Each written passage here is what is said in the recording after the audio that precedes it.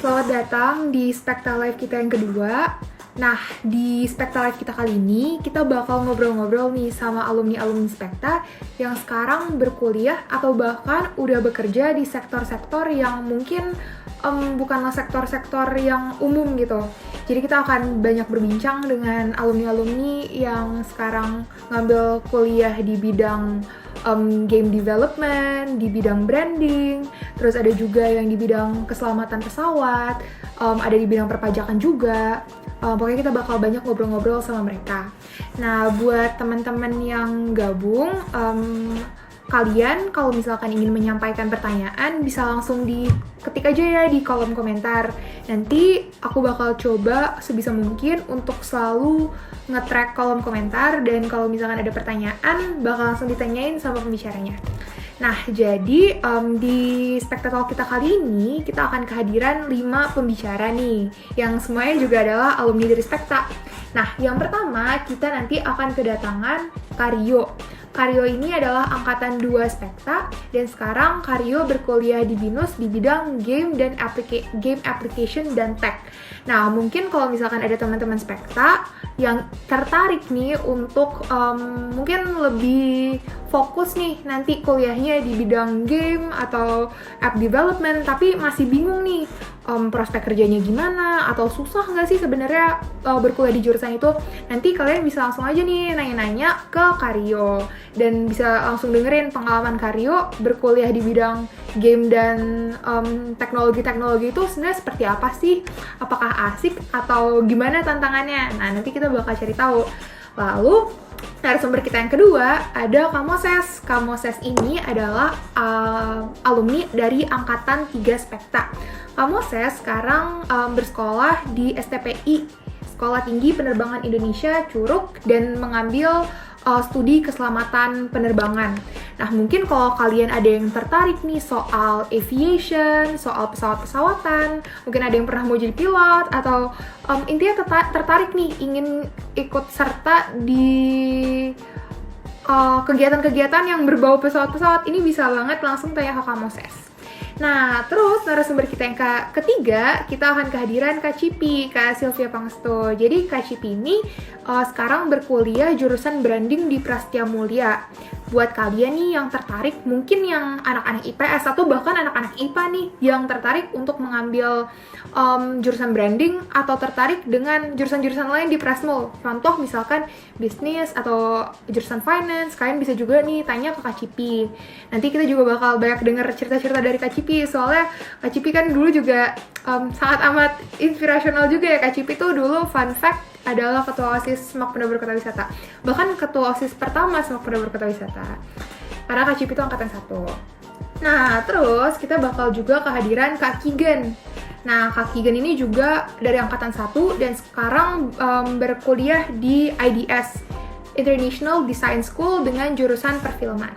Dan yang terakhir, kita juga akan kehadiran Kak Jeremy. Kak Jeremy ini angkatan 1, dan sekarang Kak Jeremy ini udah bekerja. Nah, pas waktu kuliah dulu, Kak Jeremy kuliahnya tuh di STAN, Sekolah Tinggi Akuntansi Negara, dan mengambil studi tentang bea cukai. Nah, buat kalian mungkin ada yang tertarik untuk STAN, mungkin tahun ini mau tahu sebenarnya STAN itu tahun ini pendaftarannya buka atau enggak ya, dan kalau misalkan kalian mau tahu nih sebenarnya registrasi dan pas proses pendaftaran dan seleksi STAN itu kayak gimana sih, kan terkenal susah banget dan banyak banget kan proses-proses seleksinya. Nah, kalian bisa nanya-nanya nih ke Kak Jeremy, dan Kak Jeremy nanti juga bakal share gitu. Oke deh. Serti olahraga. Halo. Oke, curhat awal-awal. Halo semuanya. Keren banget nih Kak, pakai seragam. Wah, keren. Apa kabar nih Kak? Puji Tuhan, kabarnya baik. Mantap. Kamu gimana, Tas? Baik gak kabarnya? Aduh, puji Tuhan baik nih Kak. Puji Tuhan baik ya. Baik juga. Oke. Iya. Nah, Oke. Kak Moses, mungkin sekarang kita mau nanya-nanya nih Kak tentang Yes, boleh. tentang Kakak, tentang sekolah Kakak deh istilahnya. Kan Kakak sekolah di STPI Curug, benar tuh ya Kak? Di STPI Curug. Yes, benar banget. Nah, Kakak tuh pertama kali bisa punya ketertarikan buat lebih memperdalam dunia penerbangan itu gara-gara apa tuh Kak? Inspirasinya? Oke.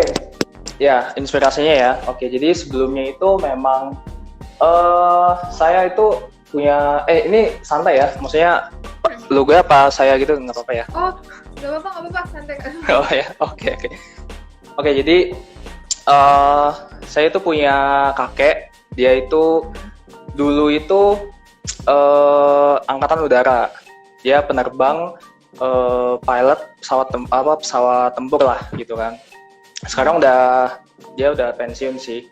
Nah, setiap saya main ke rumahnya si kakek saya itu, nah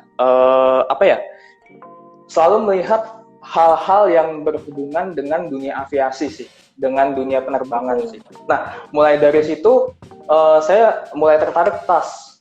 Jadi, kayak gimana sih dunia penerbangan tuh kayak gimana gitu kan. Nah, terus juga saudara jauh saya juga ada yang alumni Curug sih. Jadi ya tahu dari situ sih gitu ceritanya. Oh, begitu ya, Kak. Yes, Jadi benar. dari kecil tuh emang udah terpapar nih sama dunia penerbangan ya. Jadi Iya, betul banget. Yes. Oh ya nih Kak, kalau kita ngomong-ngomong soal STPI-nya itu sendiri, sebenarnya kakak kan anak IPI, kakak IPA ya Kak? Iya, IPA. Kalau anak IPS tuh sebenarnya bisa nggak sih Kak untuk masuk ke STPI?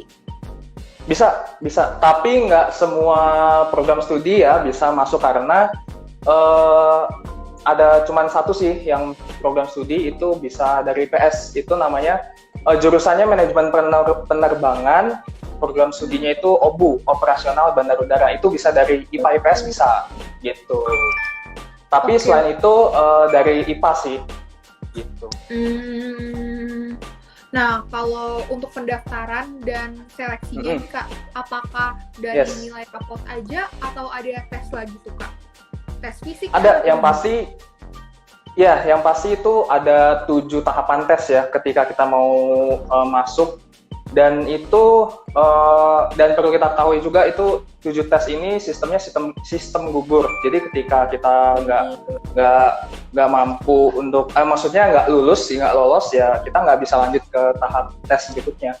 Nah, itu tes yang pertama karena saya ini program pola pembibitan Kementerian Perhubungan ya. Jadi singkatnya, ketika saya lulus nanti dan wisuda menjadi perwira perhubungan, kami akan bekerja di Kementerian Perhubungan, gitu ya.